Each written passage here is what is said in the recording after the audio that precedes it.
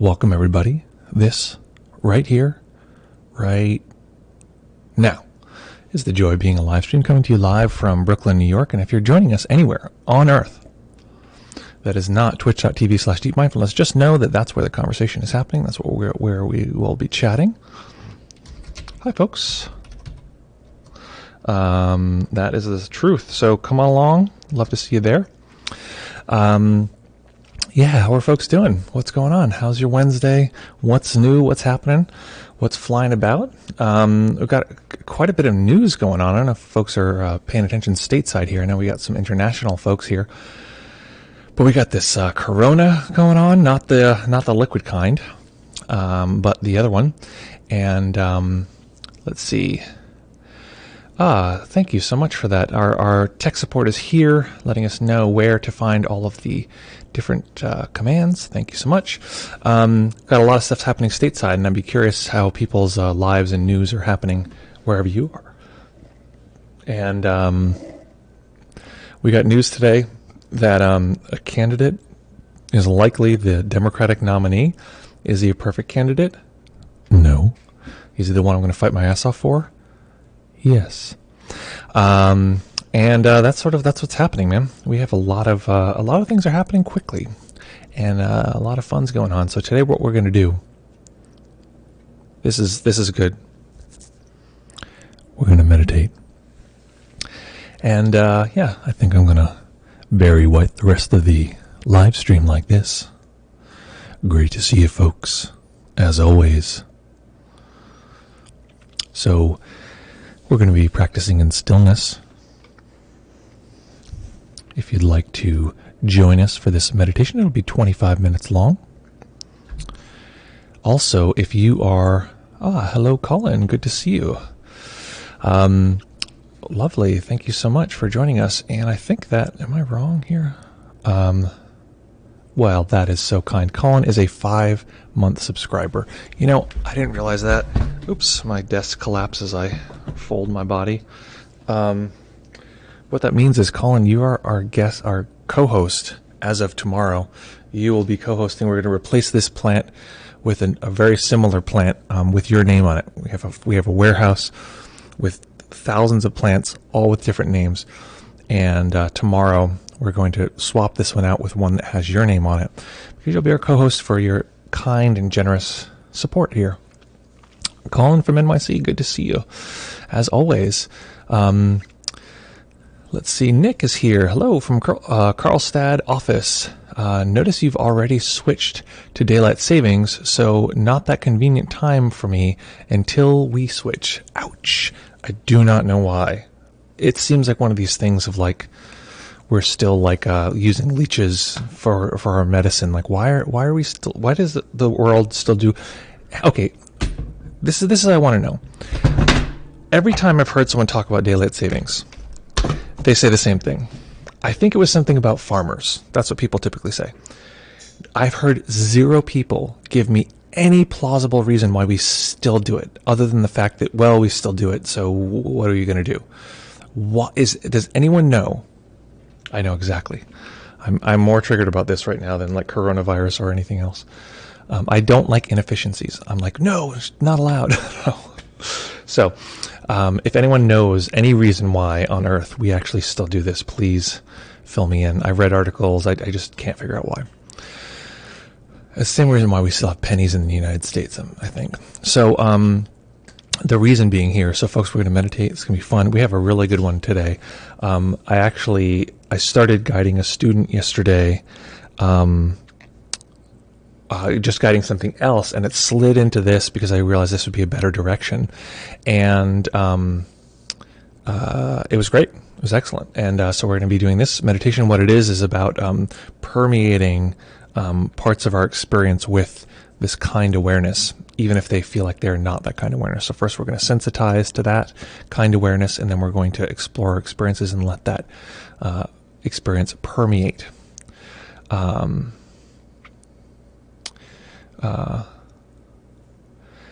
Yeah. So, okay, folks. So, very excited that we're going to be practicing here. Now, here's we talked about trigger warning. Here's a solid one. We'll be meditating for 25 minutes. Many people, it's funny, I watch the numbers of people who are visiting here on the channel, and then I say, we're going to meditate for 25 minutes, and people just disappear. Trust me, not only will it be fun and interesting, you'll know yourself better, and it won't be that hard. So we will be practicing around developing peace.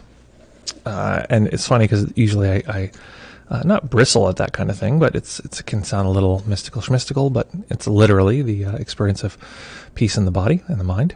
And we're going to be cultivating that despite anything else that's happening internally. And what else? Then we're going to chit-chat about our experience.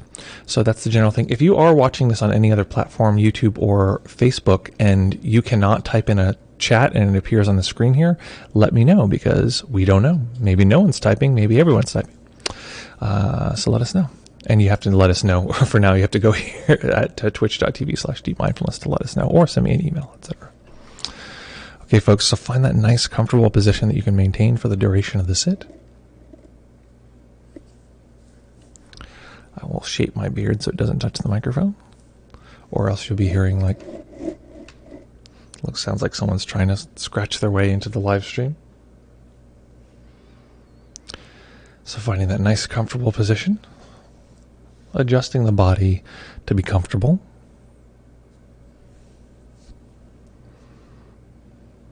Thanks for following, Nick. Nick has followed for 204 days. Nick, that's very kind of you. So finding that nice, comfortable position, and when you're ready, we will begin.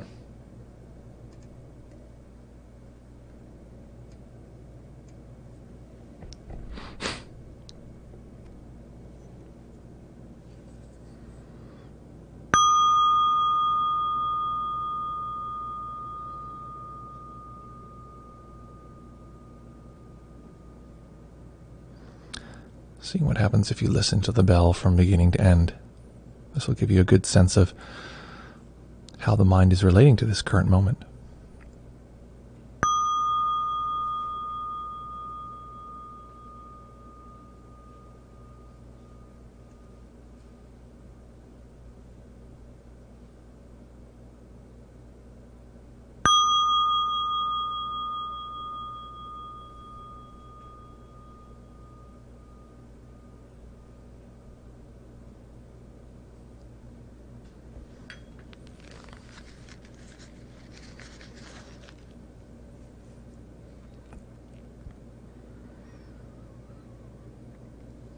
Beginning by taking a few comfortable deep breaths. And just feeling the body rise and fall.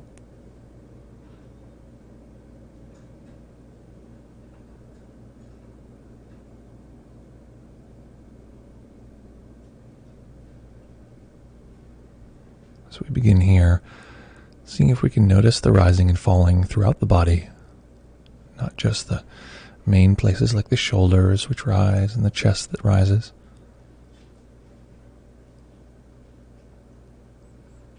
Can we feel it in the belly and the legs?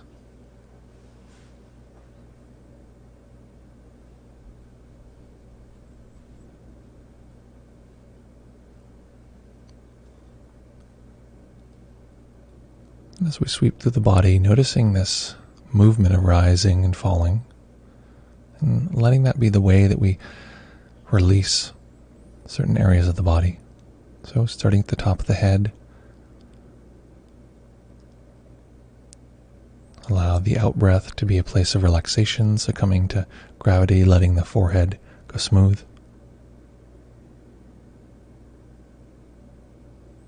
Relaxing the muscles behind the eyes, allowing them to drop ever so slightly.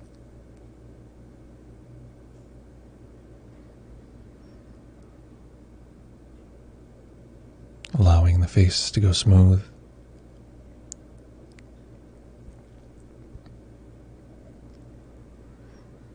Relaxing the back of the tongue and allowing the jaw to go slack. No need to hold it closed.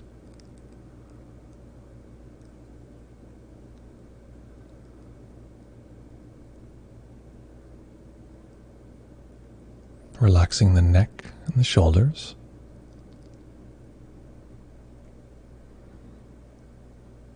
the upper arms, elbows, forearms, wrists, and relaxing the hands.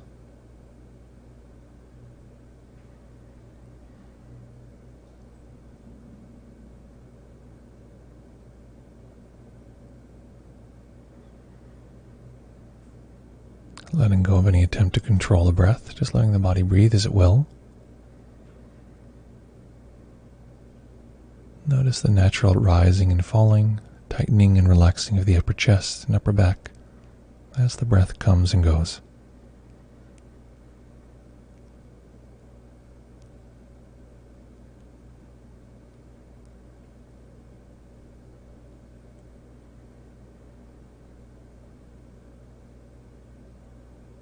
Relaxing the belly and the lower back.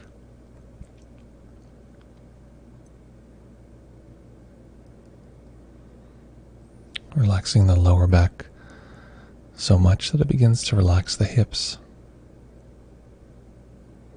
and the upper legs, the knees and calves, the ankles, and relaxing the feet.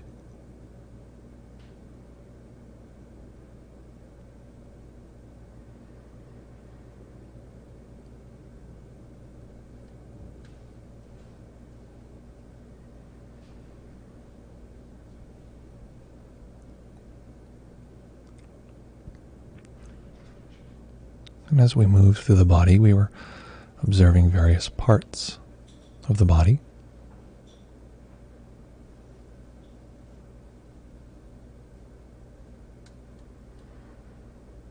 And now we're going to allow our attention to float freely within the body. And each time we detect any particular part,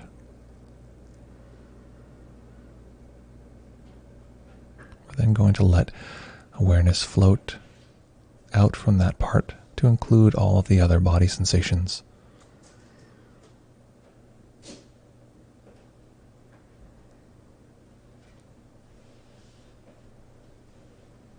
So let's say we notice the sensations of the left hand. The mind is drawn quickly to these sensations. We notice these details. And then allowing awareness to expand and include all of the other sensations, letting each of these parts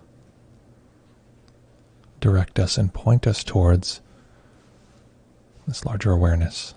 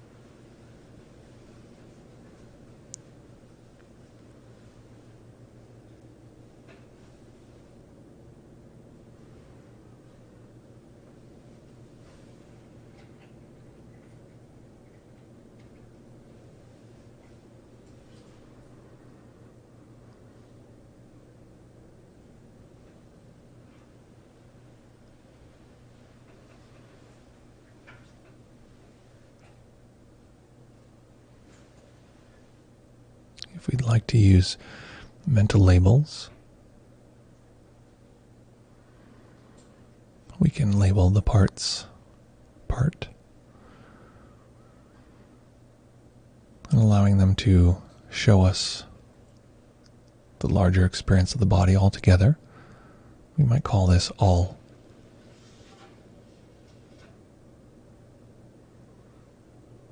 And we're training our system to learn the path from part to all, over and over.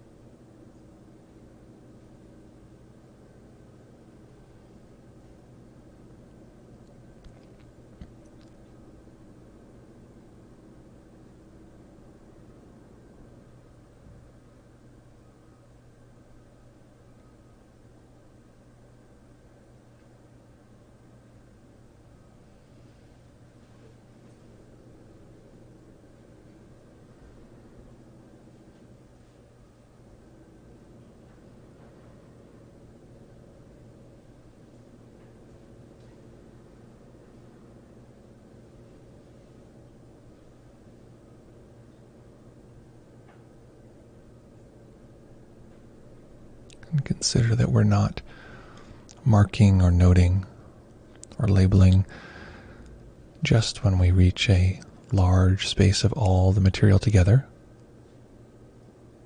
As soon as awareness begins to expand away from any particular part, this is what we're noting or labeling.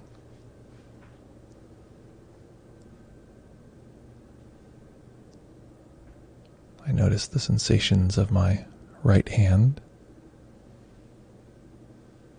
And as soon as I begin to expand out to include other body sensations, I can mark this as all,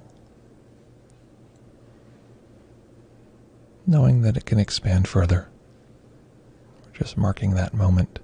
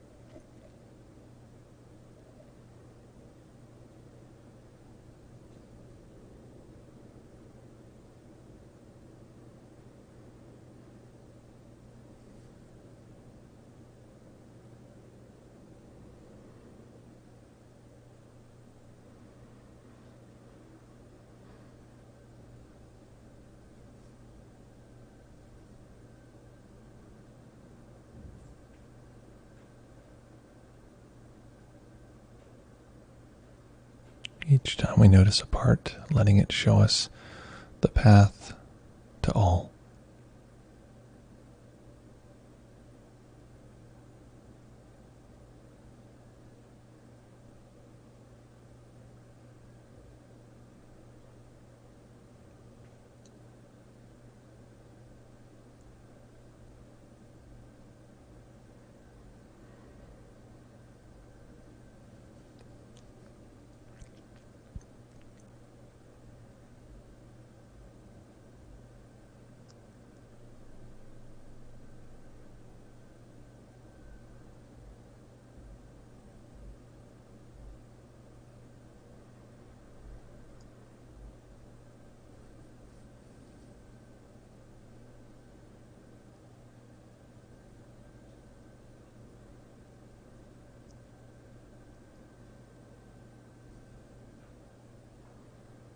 Now making a slight transition.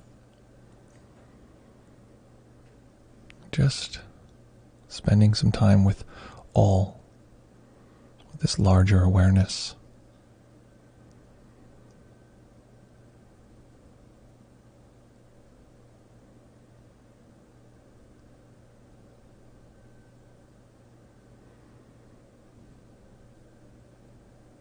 This may even include all other sensing. That's fine. It doesn't need to, but it may.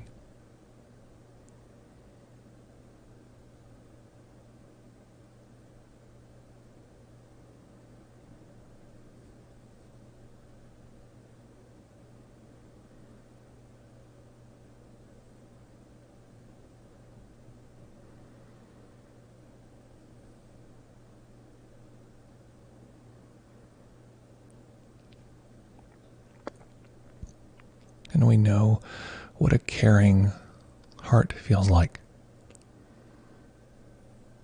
What it means to want those who are vulnerable, who are innocent, harmless, to be safe or okay.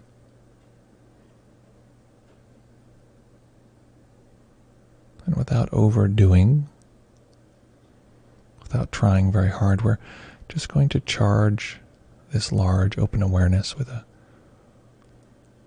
0.01 charge of kindness.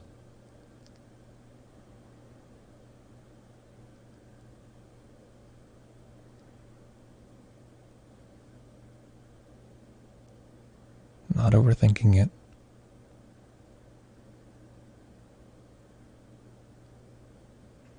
Just this open awareness with a very thin touch of metta, kindness.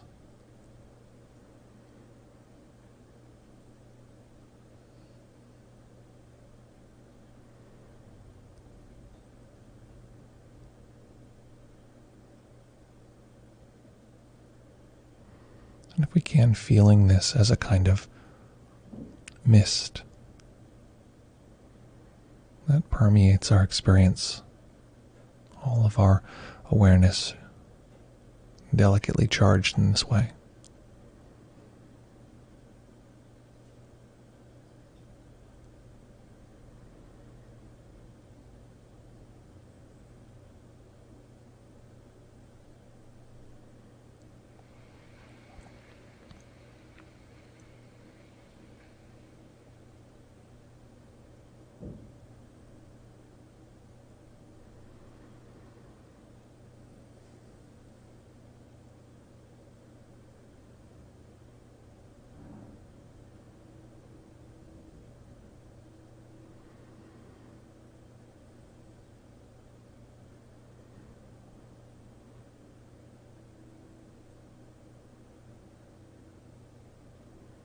And if we don't notice or can't find this kind experience, that's fine, just staying with awareness.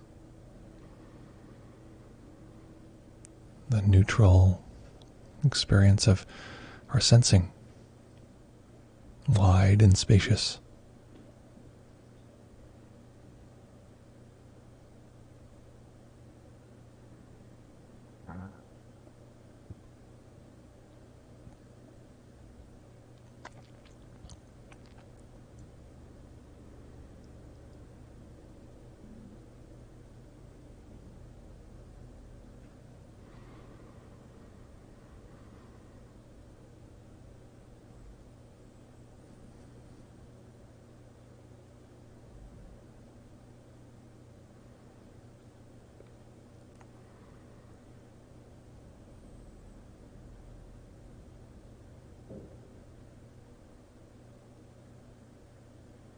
Now we're going to make a slight change that will be intentionally slightly abrupt.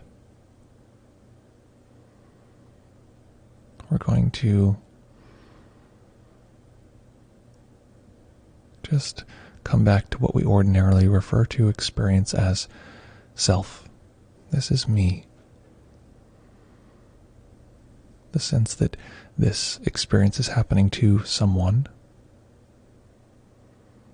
Noticing where we experience that, often in the center line of the body, the chest, or behind the eyes.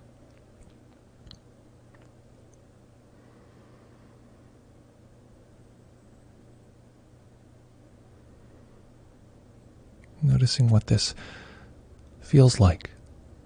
It feels like this is my perspective. There's this very subtle sense of belonging. It belongs to us.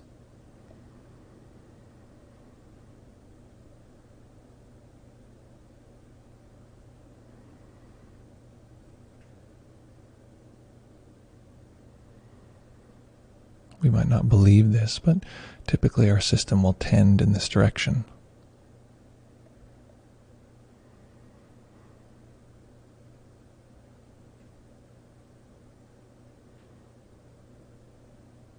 This subtle sense that these are my senses, these are my sensations, this is my body.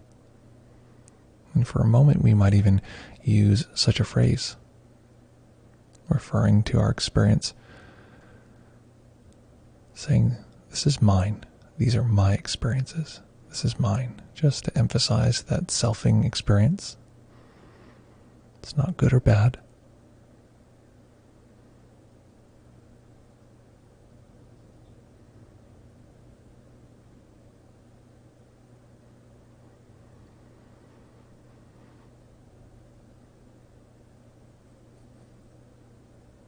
letting go of any particular phrase.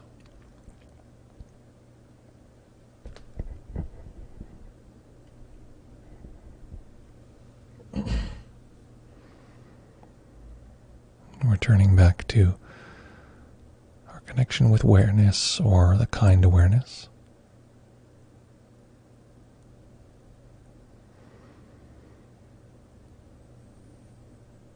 And letting that drift through to permeate this solidity of self.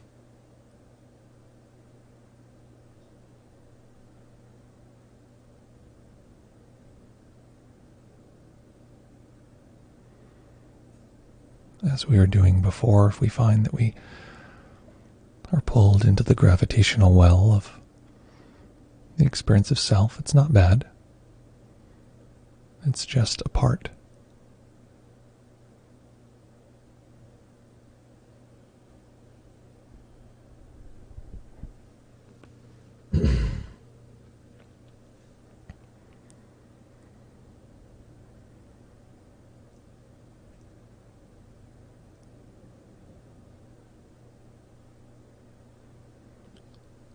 And in a way, not believing the solidity story that this part tells us.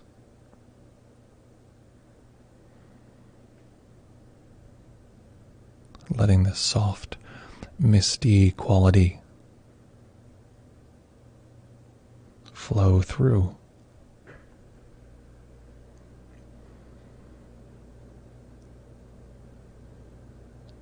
To infuse any solid self with care,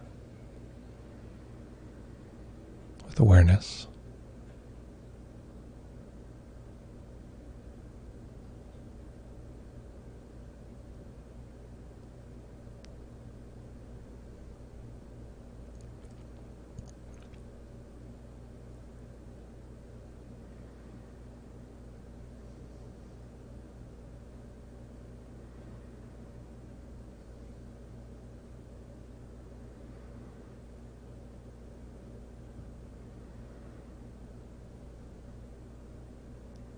Noticing that this kind awareness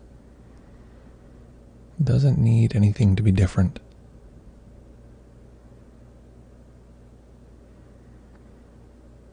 So if there's the experience of needing something to be different, just knowing this is likely a self expressing itself, not a problem.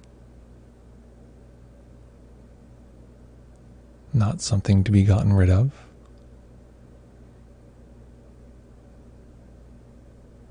Just letting that selfing experience be suffused with this kind awareness. Let the particles mix.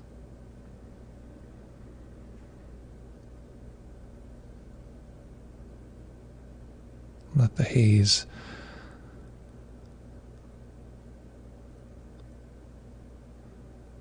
fill and dance alongside this subtle sense of self.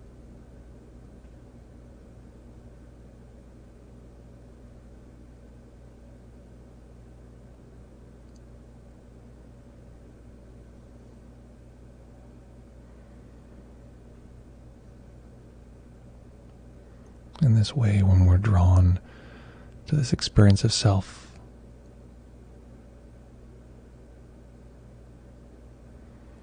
letting that show us the path back to this kind awareness, this meta self, or we might call it true being, whatever works for us.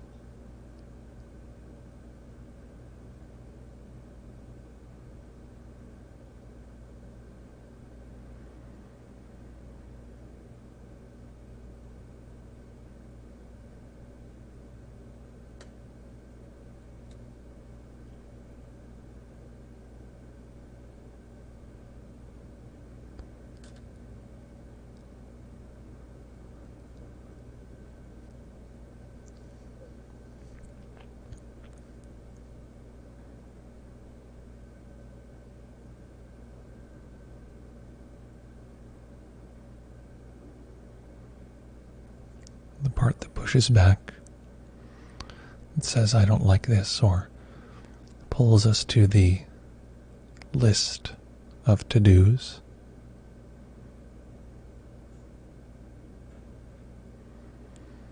Letting that part show us the path directly back to this kind awareness.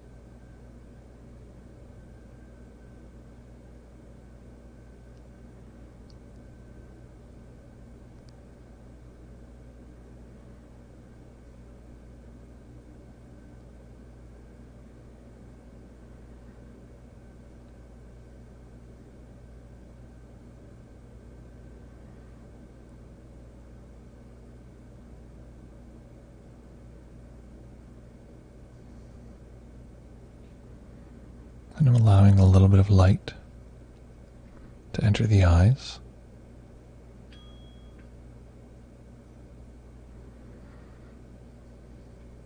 Eventually letting them rest on one point as they fully open. Staying with the practice.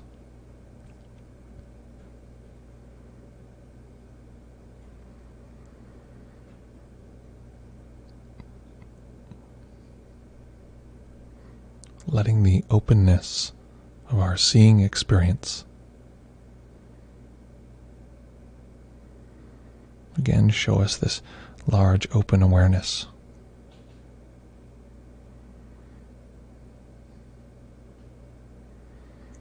And letting this moment with our eyes open and this transition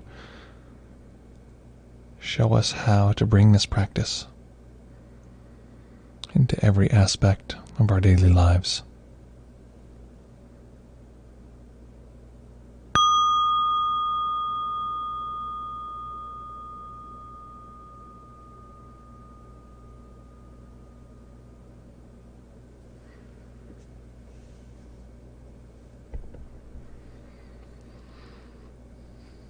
Okay.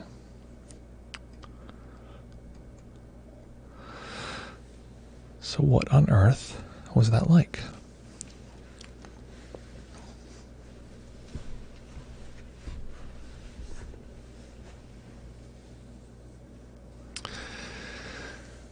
So there are a few ways that I could find out what your experience was like. One is to use a small alien slug, send it in through your ear, and then have it explore your brain and report back to me. This is highly inefficient, given that that slug does not exist. The other way that I could find out about your experience is if you tell me. So, what was that experience like? Even if you joined partway through, what occurred? What was that like, and what are you like now? And I love those three questions. What was it like? What happened? And what are you like now? Because learning to talk about our meditation experience is learning to talk about reality. Again, these little pieces always showing us this path back to this larger connection. So sharing about our experience, no pressure, is a path to let this practice permeate our lives. Thank you, Tomlin, just threw the Discord link in the chat here. And so I'm going to jump over and see if there's if people want to chat vocally, you can on the Discord, or if you like to just throw in a question here in the questions for stream section, no problem. Or just type away here in the chat. What was that like? I have to check my schedule. I might actually do a second meditation today, depending on the time. I'm recording meditations for the class that I'm teaching, so I might actually do 2 in a row. That'll be in a little bit, but yeah, what happened?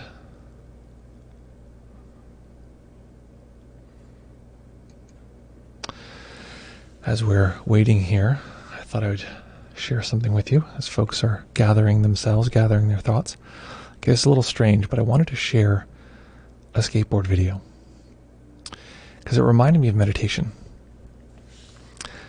I've been recently into watching these. I started doing minor skateboarding again, Swoosh, slow flow, mildly loving all that arose. Lovely. Nice to hear, Frazad. Good to hear from you. So I started skateboarding a little bit again. Now I'm a giant person. I'm 6'3". Maybe, am I 6'4"? I can't remember. It might be 6'4". Oh yeah, I think I am 6'4". I grew an inch when I started meditating just because my back was so compacted. But I started skateboarding again, so I really have to make sure not to fall because it's quite a distance to fall. But I just got a skateboard. It's like, okay, cool. I had one, but I didn't have one that could do tricks and that kind of thing. So got a skateboard, and I was like, I wonder if I can still do this. And so I did it. So I can ollie still. I can, ollie about, if I'm on a good, run, about a foot. And then I can, what was I going to say? I did a front side 180. I was like, oh wow, it's okay. I'm still got a little whatever. And I started to do the math, and I was like, when did I last do this? And I realized the last time I actually tried to do these things was probably 17 years ago, at least, maybe 20. Basically, I mean, kind of like when I was a teenager. So anyway, I was just surprised that my body just remembered how to do it, which was lovely. But part of that is because I've been watching these really excellent videos of this particular skateboard group. And so it reminded me an aspect of meditation. It's a little loose metaphor, but we'll take a look. So Colin says, at first my attention went from place to place, but then I found some broad awareness. Okay. And again, attention going from place to place isn't a problem, especially when we get the system so used to knowing awareness that, we can just, okay, this is a particular experience. It is not awareness. Once we know awareness enough, we can tell, okay, this is not awareness. We can do it right now. Look at one single point, my blurry ass finger, right? Looking at that, and say, okay, I'm zoomed in. This is not awareness. Well, we know what that is because we've experienced it. So notice even the mind will show us, okay, this is not that other thing. And it shows us this other thing immediately. So each of the parts, if we train ourselves, shows us this large awareness, even if it's not predominant. So awareness, a nice tingling buzz around me. When you had us identify with self, I immediately went straight to the middle of my chest. There was an implication of kindness, but not explicit. Okay, lovely. Yeah, and it's really helpful to know what the experience of a self is. The self feels identified. It feels like it has this sort of solidity. The world is happening to it. It has this very clear directionality. Whereas awareness, or the kind of awareness that we're cultivating, isn't really directional. It's sort of like this, like a fuzzy, like this cloud. Sort of like a fuzzy cloud holding us. I hadn't thought of that before, but that's the reason I did it originally. Not true. So, yeah, lovely. So if anyone else wants to report, fine, love that. And I'm going to jump into, see if we can do this. Okay, I'm a little sideways in this. I'm going to scooch here. Okay. Okay, so folks, tell me if you can still hear me, because we had some issues last time. It should be, yeah, I think you can hear me. The microphone, the levels say you can, so I'm going to assume you can. This is what I see when I'm looking at the screen. Let's see here.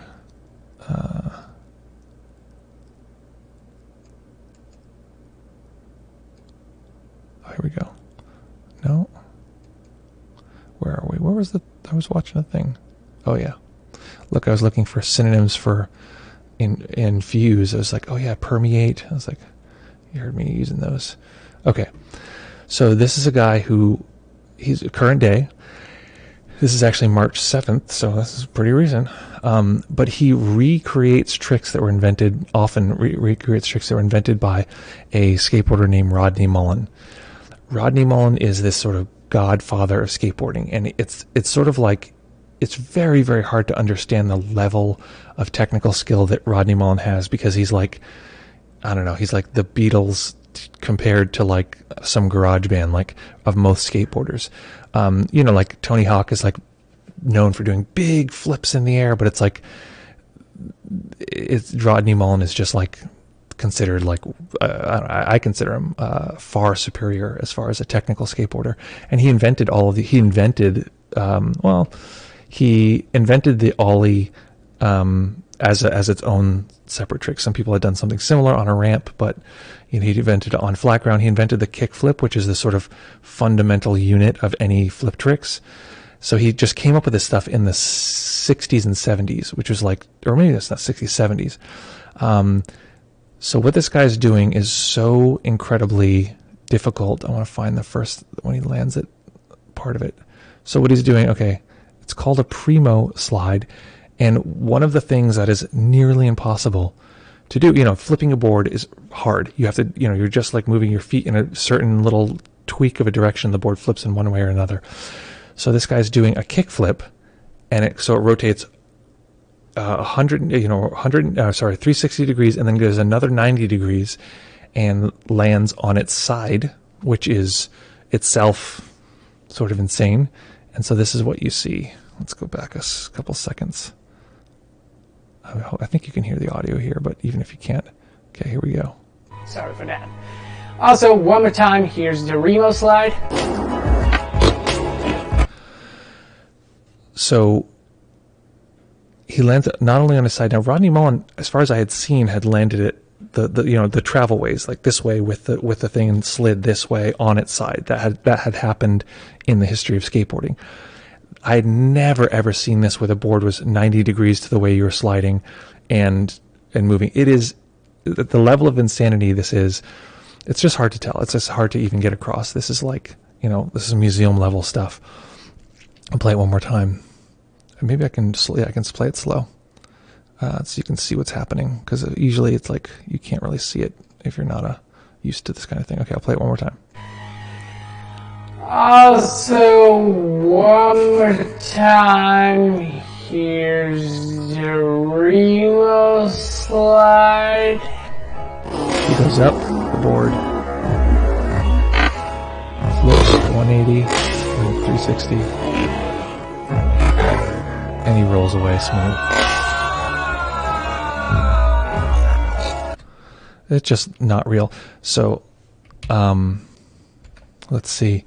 So that's part of what he's trying to do, and then you realize that we find out he's trying to, I think he's trying to kickflip in, do the Remo slide, and then kickflip out, which is then like, you know, it's just all multipliers of like how complex this is. But these are just videos of him trying over and over and over and over and over again. And this is what, oh my God. Just trying and trying. And this is the part that reminded me of meditation. Often people can feel like their meditation practice is only very slowly developing or not at all. And it's just a good reminder that we're trying to do something pretty esoteric. We're trying to do something pretty significantly unique with our mind. We're trying to train the mind. And in the same way, I was so surprised that my body could still do certain tricks, very simple tricks compared to these. It was because I had done it over and over and over and over again. My body just remembered.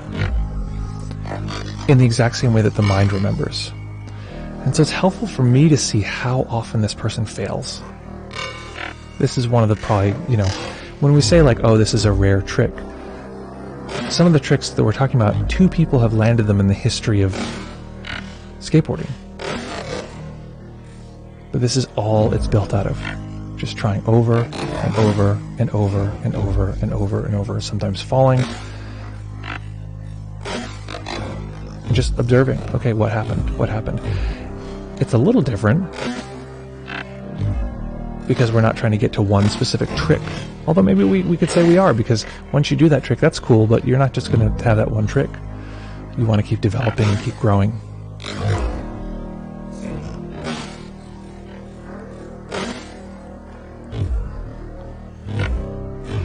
And sometimes we get it right.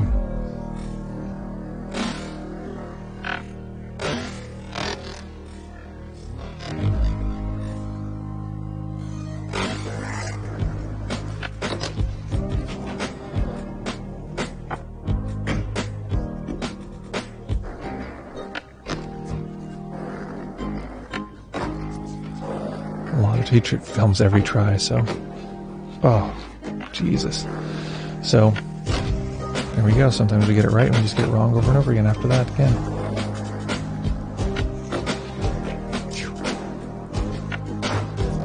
jump to where he finishes it.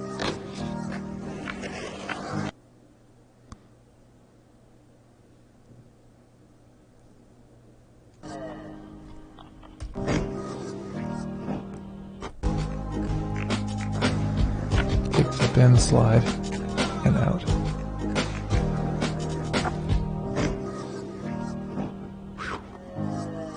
I think the difference between that and the first one is that it actually rotates through 60. I was wrong at the beginning. It rotates like just 90 to get there. Yeah. That felt good. Yeah. Hopefully that was fun. It's fun for me. So folks, with no more questions, no more reports, I'm going to let people out of detention. I think though, I've keep telling myself I'm going to record more of these each time. I think I'm going to do another. I think I'm going back in. Yeah, I'm talking about how I'm supposed to keep going, keep trying again and again. Maybe it's time to hit the next meditation. All right, folks, so I am going to actually do another meditation now for folks who want to stick around. We never do two, but today we're going to. It's going to be the next one in this series, so we're going to take the momentum that we developed and move it forward. Some of you will probably stay, some of you will disappear. But take a moment to stretch. I'm going to stand up for a second, get myself a slight sip of water. I'll be back in 1 minute. If anyone appears and you don't see them, just let them know. I'll be back in 1 minute. Thanks, Farzad. Good to see you. I am going to get a sip of water, and we're going to do our second meditation for the day. Maybe we'll have a puppy break. That sounds nice. I'm going to bring the puppy out.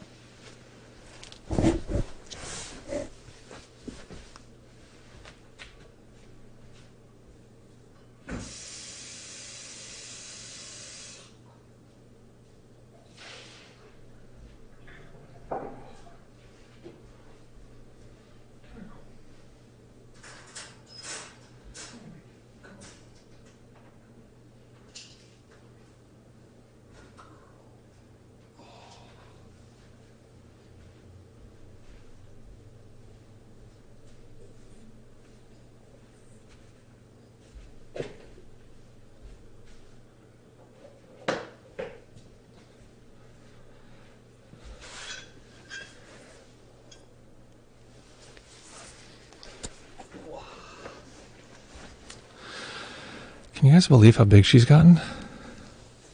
Look at this little lady. Look at her. Look how big she is. She's a big blomp now. Look at the size of this blomp. Do you remember how small she was? She was like a one-hand dog.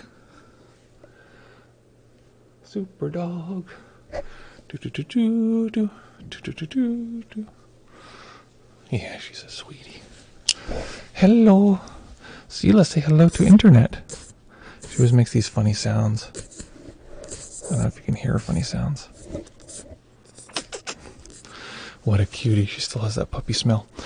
If people don't know, this is my dog, Sela. Sela is is a Buddhist term. It's a third of the Buddhist path, or some people say it's the entire Buddhist path. And it just means any movement towards goodness of any kind. And she's a sweetheart. It's so funny, the stuff that comes up when you try to train a puppy. I'm sure this happens with anyone who has kids too. It's like the full range of human emotions, not just like love and kindness. My therapist actually said something really awesome to me recently, which was, I was like, I'm frustrated with the puppy and like whatever. And I just it wasn't like the most expected thing. I didn't expect that to happen. And he's like, yeah, the same thing happens with babies, because a baby comes along and people think, this is so rad. He's like, people think that the baby will love them. But it doesn't. It just wants its food and wants to get changed, and people are like shocked, And so I think the baby, you develop a bond with the baby, absolutely, but it's not there to like care for you and, no, you're cute little yawn. And so I think that's part of it, is that it's definitely there's a large degree to which it's a one-directional relationship, but she's a sweetheart, and she's actually chilling out now, so she can do this and not be like biting everything. And she recently finally succumbed to like being able to be on her back and get her belly rubbed, which was like, she was so freaked out about being on her back before, but I guess maybe she's learning to trust us. Okay, I'm going to put this little clonker back and we'll practice again. Do another practice. Hello, my lady. Her eyes are so dark, you like can't even see them.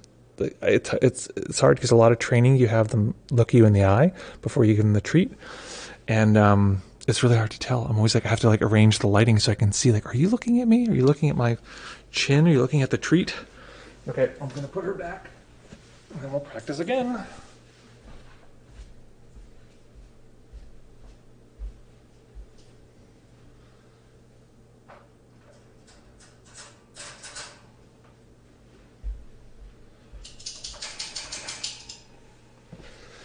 Okay, here we are.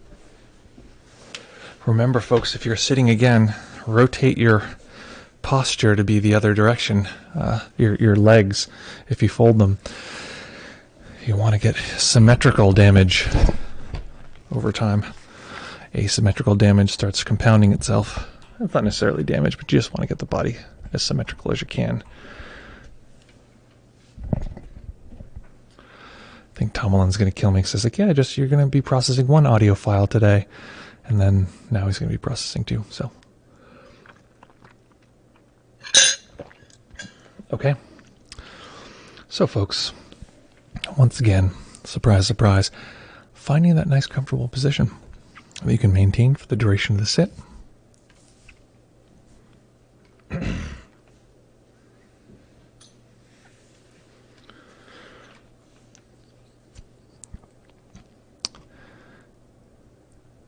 Let's see, timer. Here we are. And when you're ready, we'll begin.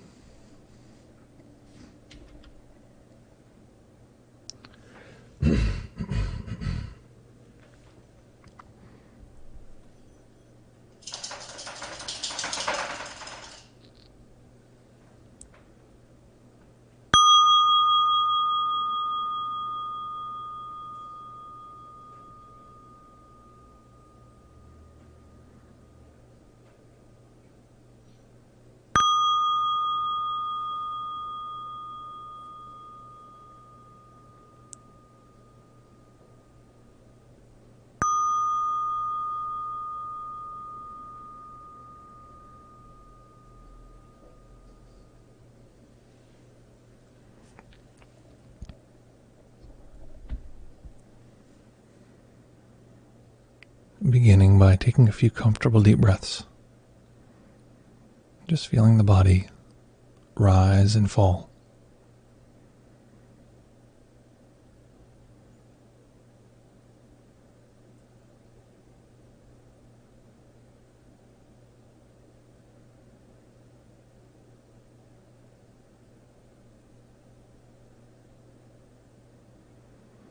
So we sweep through the body, letting go of any undue tension, allowing each of the parts of the body that we refer to show us this path towards all of the body sensations.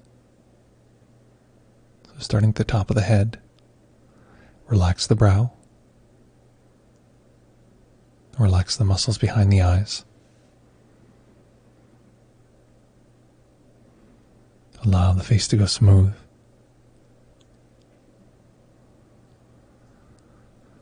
Relax the back of the tongue. And let the jaw go slack.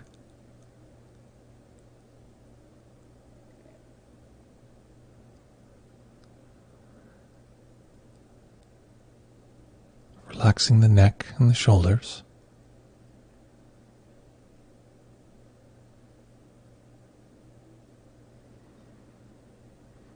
The upper arms,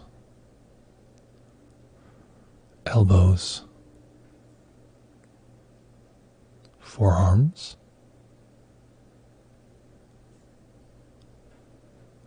wrists, and relaxing the hands.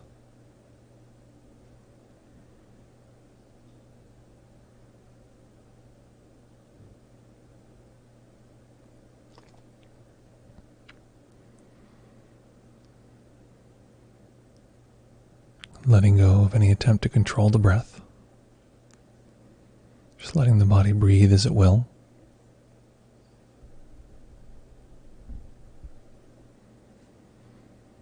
Noticing the natural tightening and relaxing of the upper chest and upper back as the breath comes and goes.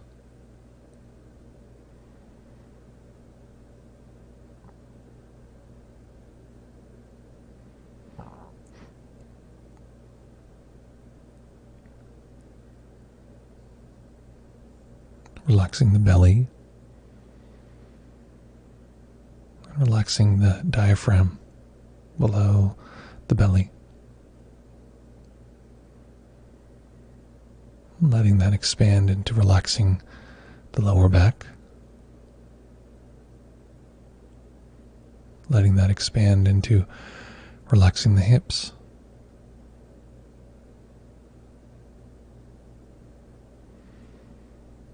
Expanding into relaxing the upper legs.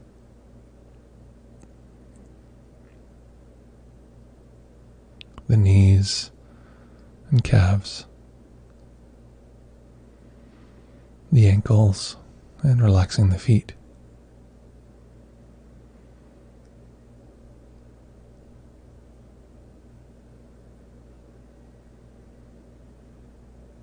And as we begin to allow all of the body's sensations to come together into this awareness of all body sensations,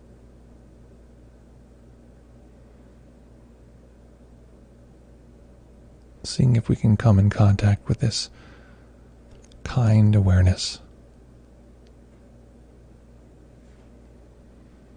It's the same open awareness with just the slightest little charge of care.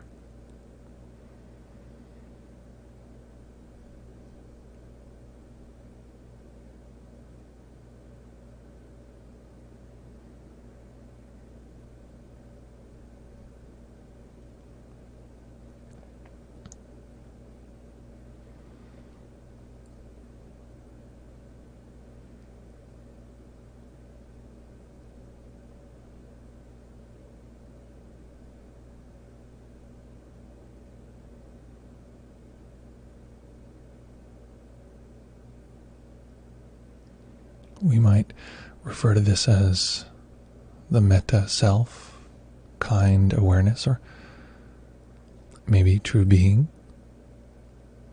Whatever works for us. This place we can reside.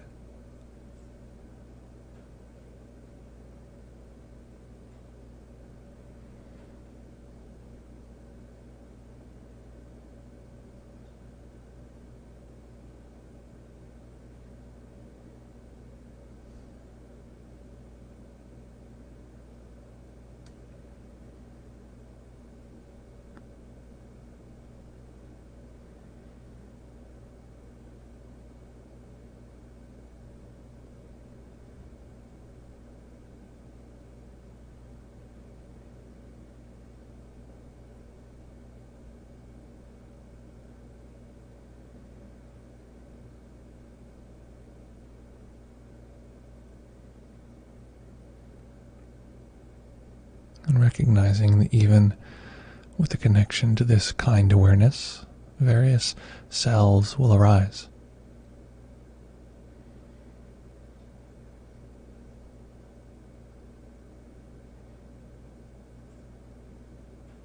Knowing when any of these parts pulls us in, tells us that this experience is me.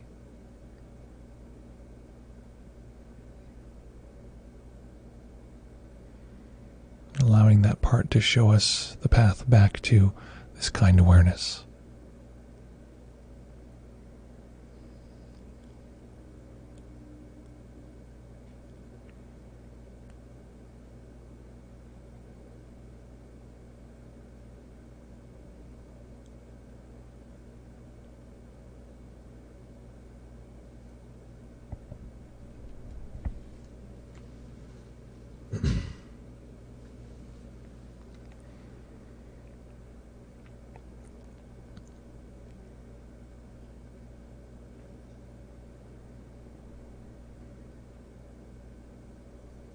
And we're going to simply intuit, come up with a kind, comforting phrase, directing it towards all of our sensory experiences.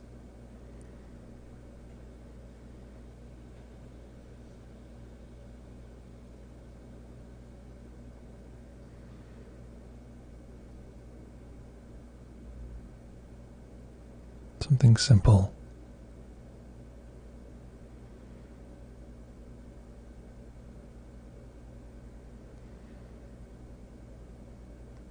Lately, this kind awareness has wanted the phrase, I'm right here. I'm right here. But whatever feels right.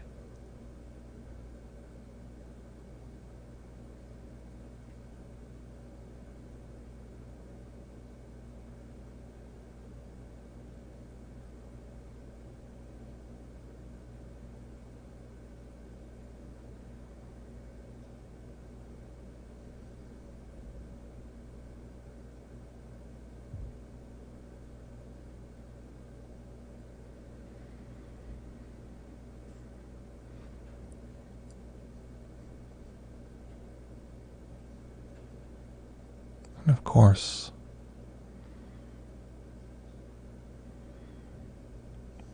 the body-mind may push back.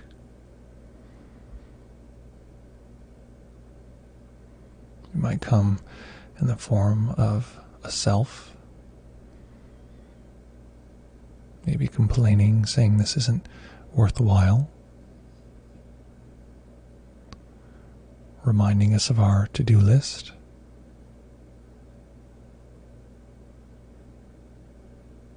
Maybe it comes in the form of subtle but unpleasant emotion.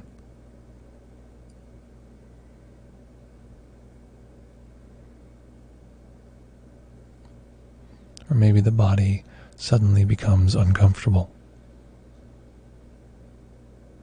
It's not a problem. In fact, it's helpful to see this resistance. Helpful to know.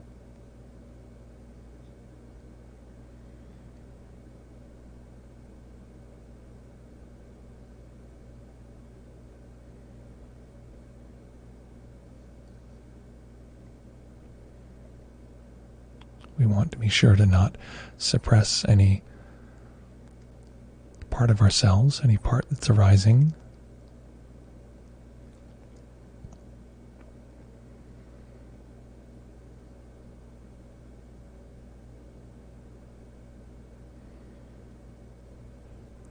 And what we're going to do is develop a dialogue, allowing the kind awareness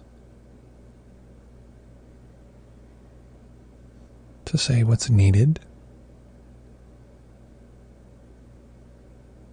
and allowing the self that might be arising, or perhaps a self that we've come in contact with many times in our lives,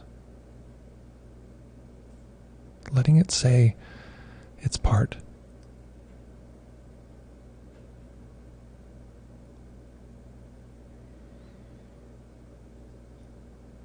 Maybe it says, I'm scared. This isn't working.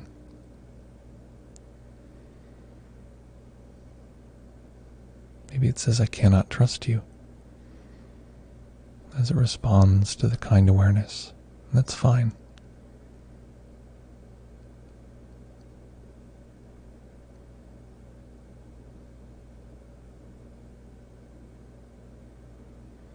Letting the dialogue occur, knowing that we may find the kind awareness predominates, just saying its phrase and only occasionally being interrupted by the self. Or it may be the other way around.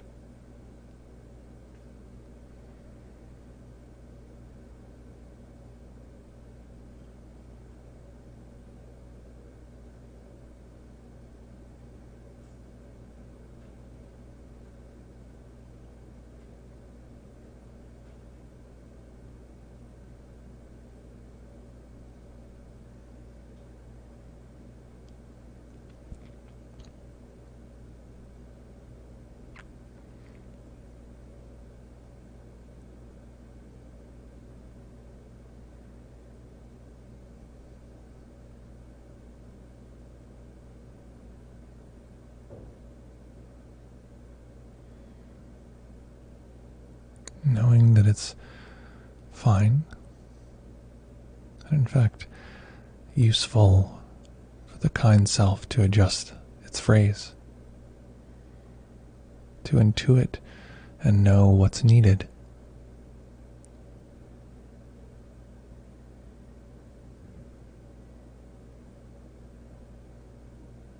At this moment, this kind awareness has changed the phrase for me to, I hear you and I love you.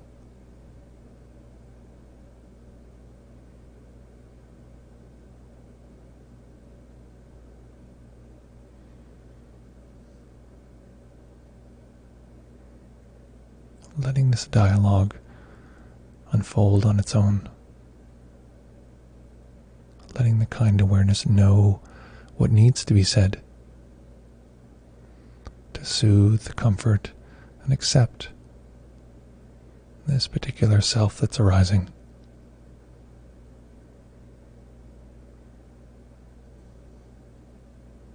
Letting that self hear those words. Be soothed if it's soothed, and if not, letting it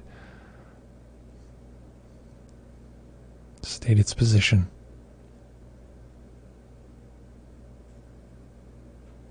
Knowing when we're identified with the self, knowing when we're observing the self existing as part of the fabric of awareness.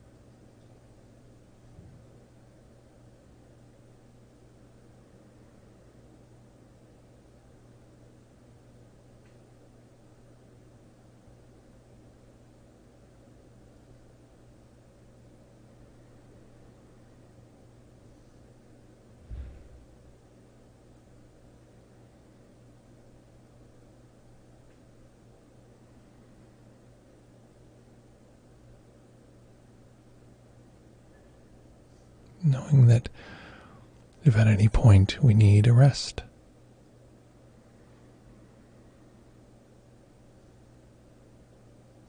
we can slide back into abiding in the kind awareness.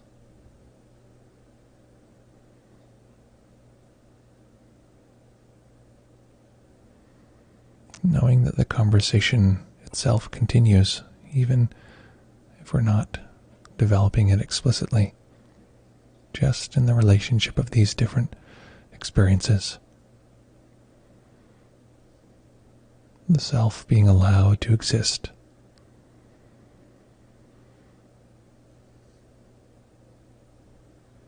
Within the experience of this mist of kind awareness.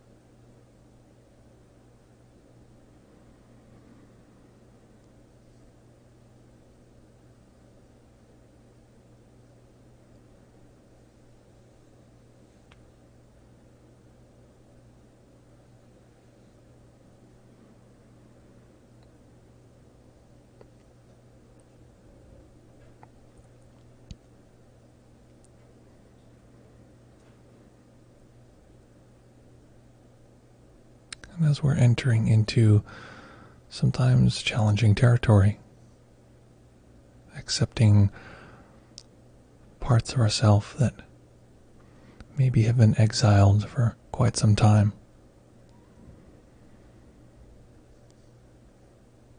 Maybe we've developed this sense that this part shouldn't exist or should be different.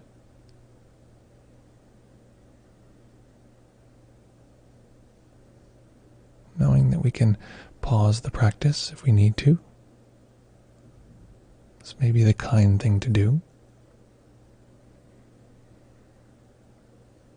Or even to recognize if our challenges or distractions or body pains are due to the difficulty of this process. Not a problem. Just another way to be kind. Just knowing and accepting.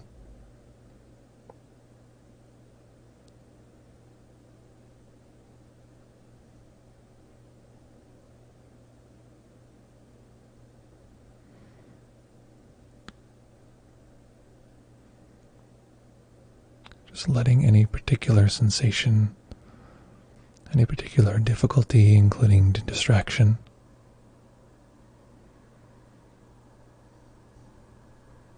letting these guide us back to this large, open, kind awareness.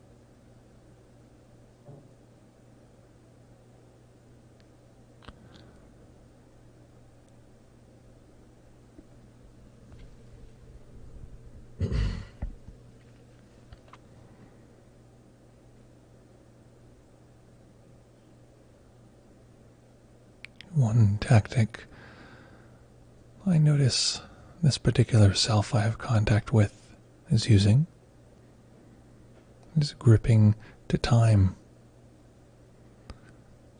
concerning itself with how long this process is or what comes next.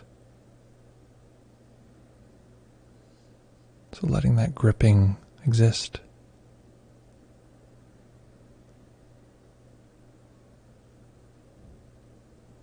Whatever it might be for you.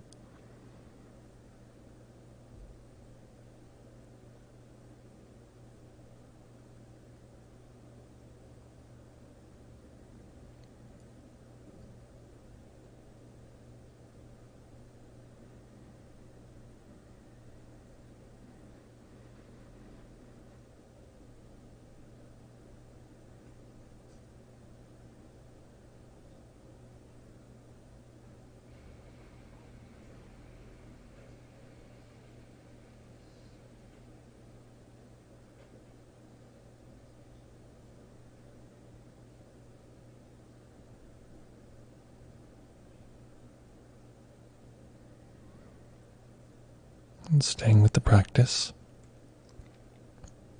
staying in stillness, allowing a tiny bit of light to enter the eyes, and eventually allowing them to rest on one point as they fully open.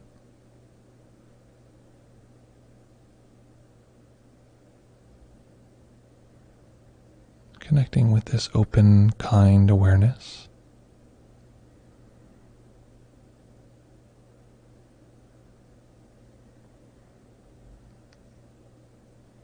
Allowing the open experience of the large visual field to allow this to open further.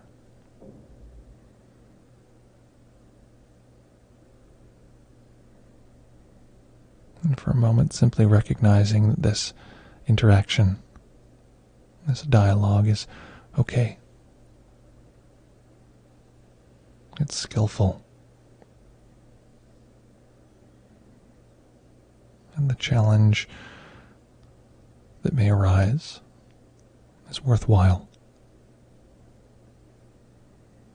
Part of the rich experience of being human.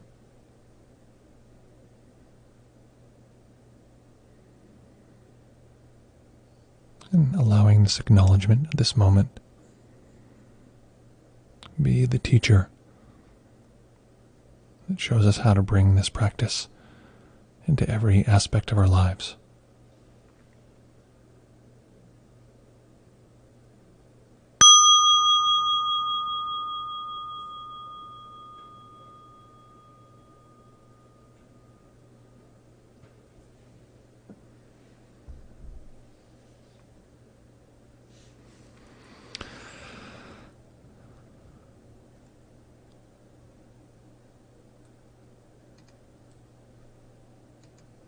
Okay. Unfold yourself if you're still here. Okay, folks, there's our first ever double header. We've done many a practice, many a live stream, and here we are with our very first 2 meditations in a row. So hopefully that was fun. One for the archives. And yeah, great to see everybody. I'm going to put on this outro music.